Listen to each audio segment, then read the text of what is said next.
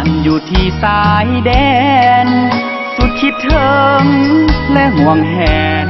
จากไปสายแดนเพื่อป้องกันศาสตร์ห่วงหาน้องนางผู้อยู่ทางหลังจนใจจะขาดแต่เพื่อพี่น้องห่วมศาสตร์อายจึงบ่อาจอยู่ห่วมควันตาคนที่อดทนกลัวทหารนั้นคือแฟนทหารขอให้น้องนั้นจงคอยวันอายกลับมาถ้าหากเมื่อใด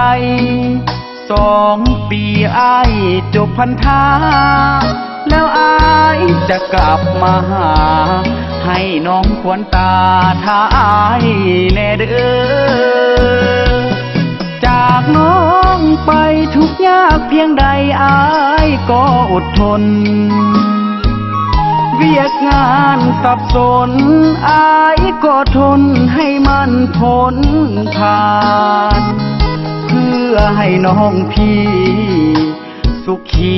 กันทั่วเมืองบ้านหากแต่น้องอายให้คำมันให้น้องคอยวันที่อายกลับมาลาทางน้ำตาไปอยู่แนวหน้าหักษาสายแดนสุดคิดถึงและห่วงแหนต้องจำจากแฟนเพื่อศาสตร์ประสาเมื่อยล้าเพียงใดมีกำลังใจคือน้องนั่นนะ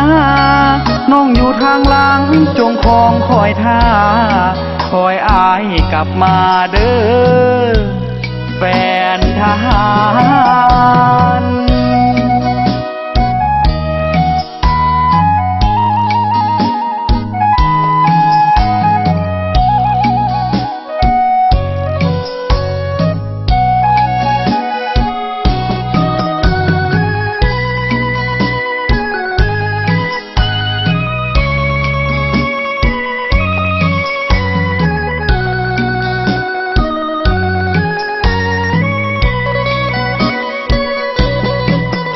น้องไปทุกยากเพียงใดอายก็อดทนเวียกงานสับสนอายก็ทนให้มันพ้นผ่าน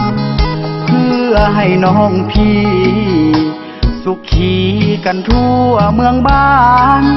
หากแต่น้องอายให้คำมันให้น้องคอยวัน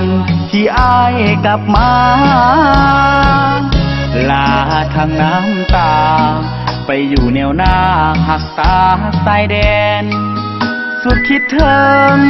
และห่วงแหนต้องจำจากแฟนเพื่อศาสตร์ประสาเมื่อยล้าเพียงใดมีกำลังใจคือน้องนั่นนะน้องอยู่ทางหลังจงคองคอยท่าคอยอายกลับมาเด้อแฟนทหาร